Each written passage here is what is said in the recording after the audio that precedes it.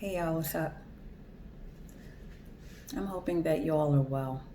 I pray that you all are well in the spirit and the natural, in your families. I pray that you all are well. There's something that I've wanted to talk to y'all about for, I'd say maybe for about 2 weeks.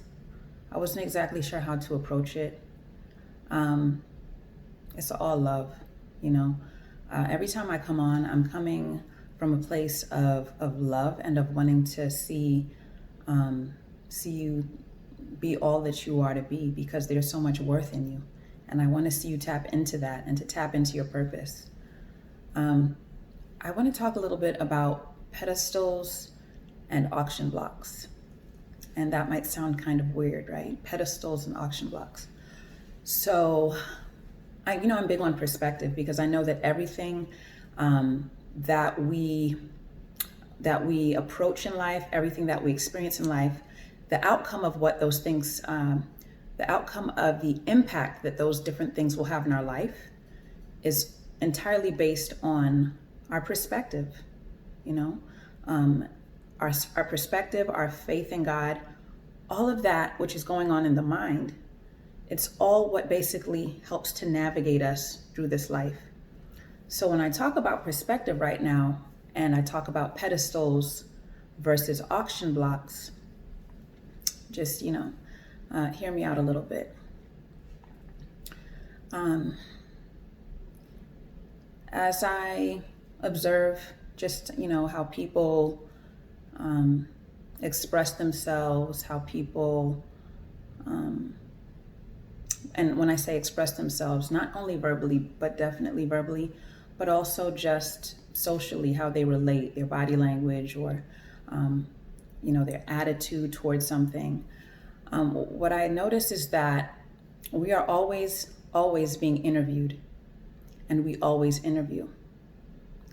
We are always being interviewed, and we're always interviewing. Even if it's someone who we've known forever, every time we speak to them, we are basically giving them an update on who we are.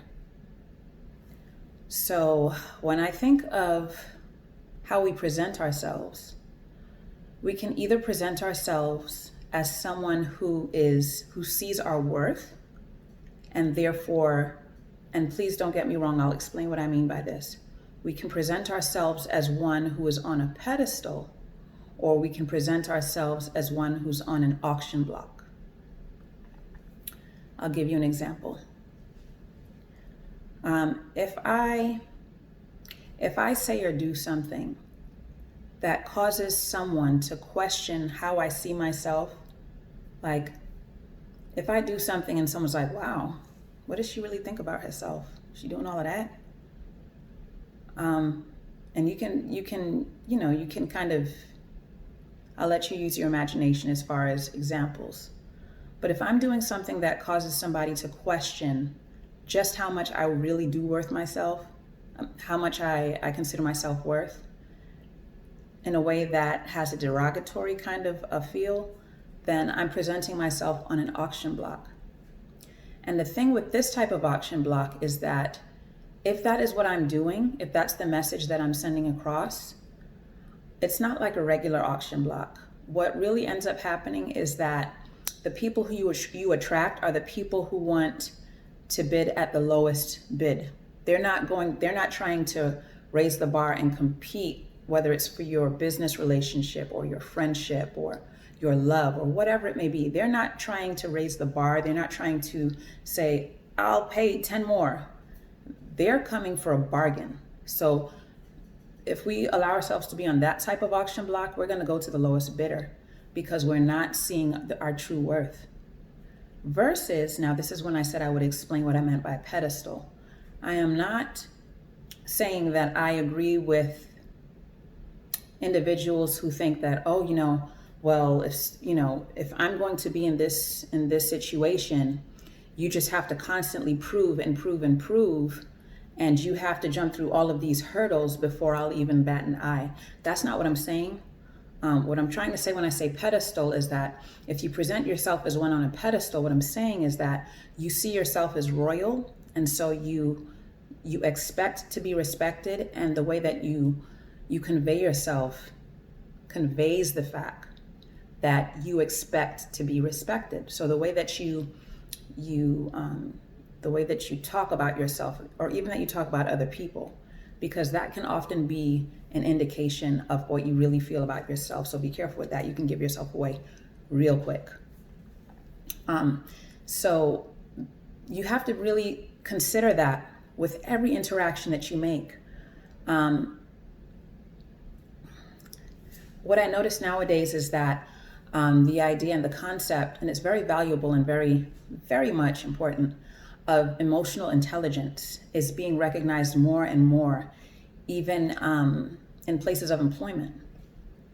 And so, they're looking for people who are able to, respond to other people in a way that is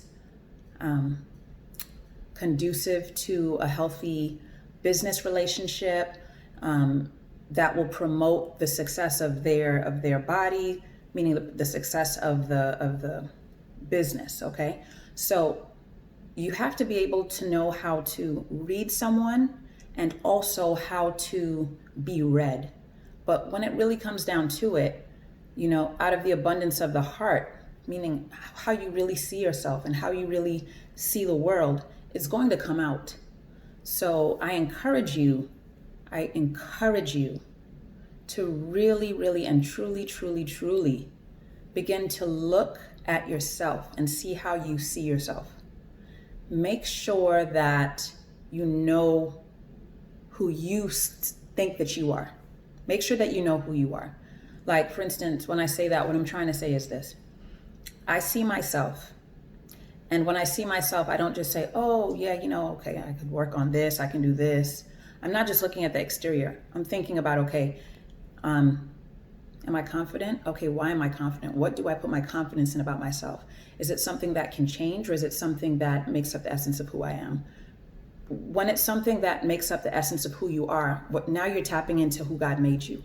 Now you're tapping into the true self that you are. Now you're tapping into your God identity. So once you're able to tap into that and start to see yourself, and when you think about yourself, the image of yourself is more of a spiritual self and not how you look on any given day. Now you're able to start to look at who you really are, and you're able to truly begin to work on the real you. And when you begin to do that, then you'll start to see that you move different. And it may be gradual. It may be things that you notice that others don't, or it may be things that other people notice that you didn't until they brought it up. But all of these things are natural steps toward the place of just true self-awareness of who you are in the spirit, who God made you to be. And it's a healthy process. I encourage you to, if you haven't really begun to think about that, to embark on that journey, because really and truly that is what's going to lead you into the person that you truly are, so that you can pursue your purpose. And so that instead of presenting yourself on an auction block, you are presenting yourself as a jewel on a pedestal, with humility, not thinking that you're better than someone else who may not be where you may see yourself to be on the journey, but knowing that your royalty cannot be devalued by helping someone else along the way, by encouraging them, by showing them love, by not speaking badly of them, by not speaking in a way that would cause others to look on them in a wrong light. So I encourage you to truly begin to just tap into who you truly are, and to deal and work on those things that need to be worked on, and to seek God and to seek His word, because He gave us the blueprint to walk into the direction of us becoming the real us. But it's up to us to begin the journey. And don't be afraid to reach out to people who may have overcome something that you're working on, or may be successful in an area that you really feel like you want to develop. And you'll get to that place where you're like, you know what, God, thank you for making me who I am. I'm not perfect, but you've even used my imperfections to show me how to strengthen myself and to be a witness to other people. And you will be on that pedestal. And people will treat you as the jewel that you are. And they will value you instead of trying to get you for sale or on clearance, okay? Love and blessings to all of you, and God bless and keep every one of you and your families. Have an awesome week. I love you.